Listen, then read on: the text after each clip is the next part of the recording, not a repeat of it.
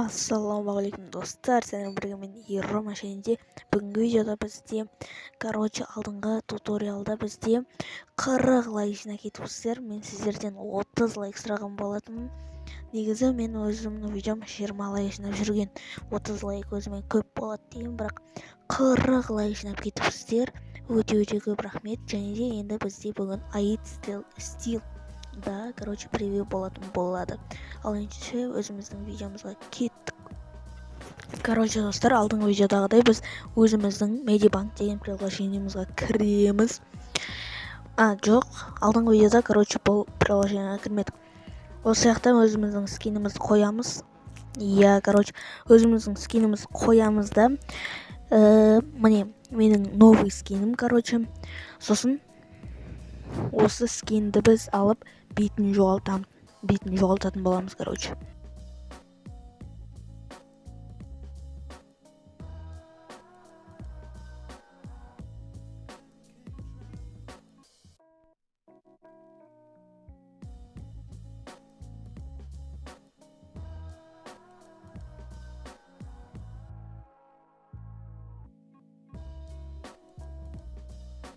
Біз міне, мына жақта біз не істеп біттік. Бетін, көзін алып, біз бұның размерін 3000 қылатын боламыз. Енді біз алда қолданатын приложенияға бұл керек, сондықтан 3000 қылатын боламыз. Аид стилда бұл, Аид стилда сол Аид стил үшін жасап жатырмын. Міне өзіміздің скинімізді сохранить етіп аламыз. Ал енді біз өзіміздің келесі приложениемізға келіп жеттік та, бұл жақта біз өзімізге мынандай рик деген зат керек болады. Ютубтан мен таба аласыздар, бірақ мен бұны қалдырмайтын боламын, өйткені бұның файл менде жоқ. Осындай міне рик деген таба аласыздар. Бұның неше түрі болады. Мен осы Аид стилда қолданамын. Енді Аид деген сөз неше рет айтамыз видео, енді сол жайлы болса. Кешіріңіздер. Біз мынаның басын басып тұрып текстура деп өзгертетін боламыз. Бірақ бұлай өзгертпеңіздер, өйткені мынандай жаман болып қалады. Сондықтан біз бұны алып тастаймыз.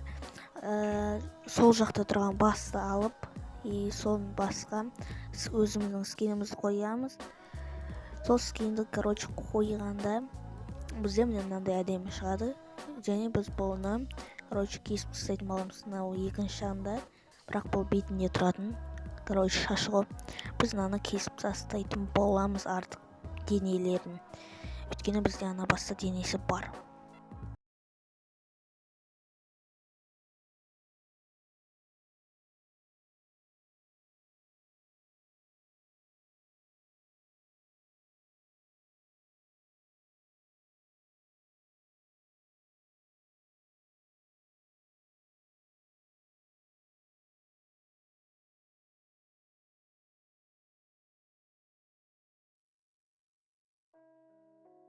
Міне біз өзіміздің нелерімізді, денелерін, артық жерлерін, кешірім сұраймын, артық жерлерін кесіп болдық. Енді біз бұны басына былай орнататын боламыз. Орнатып, сондай әдемі қыламыз да. Келесі басын, мынандай әппақ жерлерін кесеміз. Мына артқа кетіп қалды. Біз бұны сейв жасап алмасақ, бұл сохранить етілмей қалады. Сондықтан біз бұны сохранить етіп алатын боламыз. Мен қазір Рома Майнкрафт деп қойын деп жатырмын. Және мен алдыңғы видеодағыдай осы видеода озвучка жасап отырмын. Майнкрафт деп қоямыз,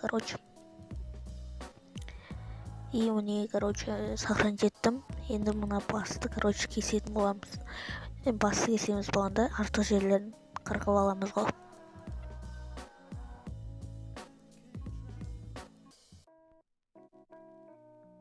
Менде, мына жерде біреу звондап қалдым. Міне мен өзім кесіп болдым. Және біз бұны осылай қосып, алдыға артқа тартып, андай не істейміз ғой. қалпына келтіреміз. Короче, андай шашы былай жан сол жағы, оң жағы, арты, алды, короче, шығып көрініп тұру керек қой. Майнкрафт скинда да сондай болып тұрады ғой, солай қойып қоямыз. Және де өзіміздің киімімізді андай үстімізге теламызды, короче, жасайтын боламыз осыдан кейін.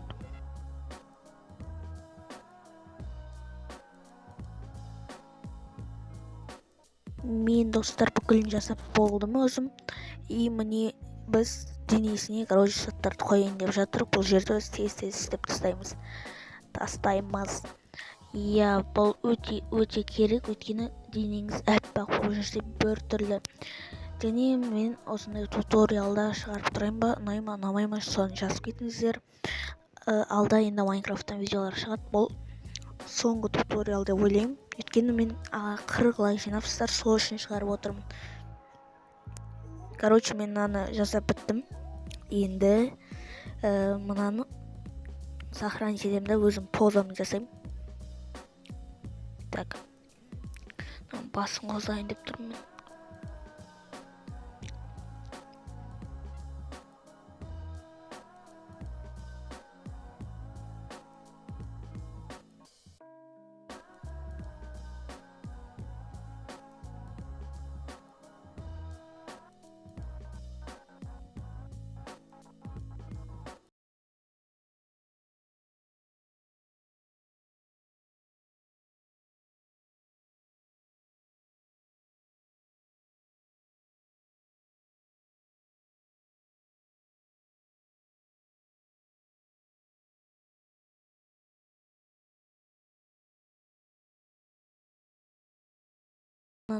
Позасын жасап біттім десем де болады.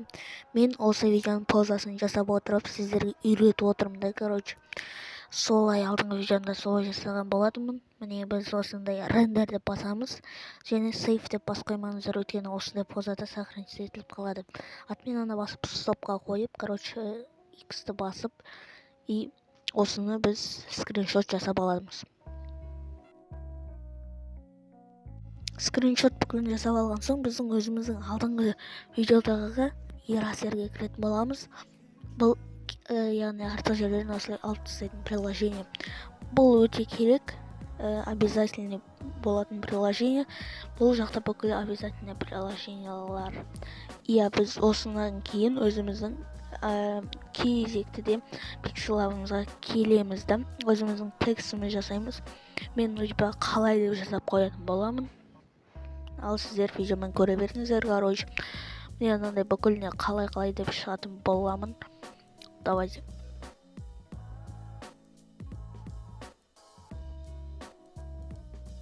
Короче, мен мына жақта почти болып қалдым. Енді бүкілін бірге қоямыз, өйткені осындай әбәдем текст шығу үшін. Осы текст шыққан соң, біз алдыңғы PestTouch дейтін приложениеға кіреміз. Короче, 1280-де 720 қыламыз. Бұл жақта енді мен айтып отырмаймын. Бұл жағы өте түсінікті, және түсінбесеңіздер алдыңғы видеоны көре аласыздар.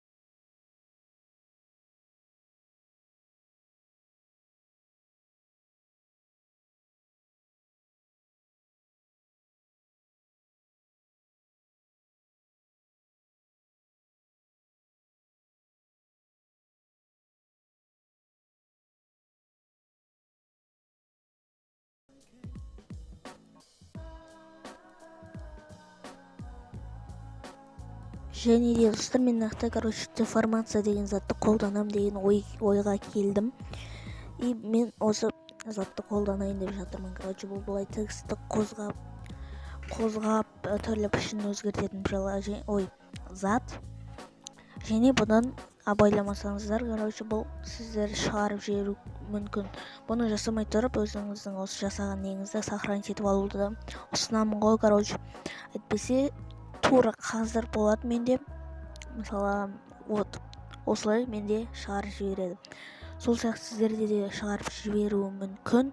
Сол үшін сохранить етіп алуды ұсынамын. Ал егер сохранить етпесеңіздер, еңбектеріңіз заяға кетеді.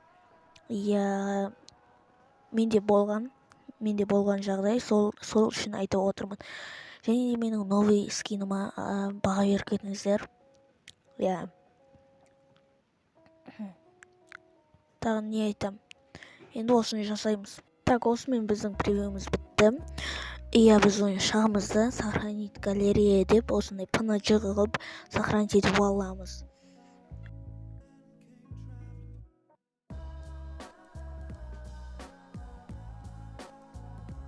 Достар, осы видеоның қорытындысы бізде ютубер болғысы келетіндер осындай превью жасауларыңызға болады.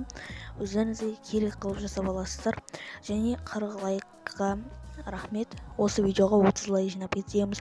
Және комментарияға келесіде қандай туториал или видео шығарайын, соны жазып кетіңіздер. Ал амандықта жүздескенше қош сау болыңдар, давайте.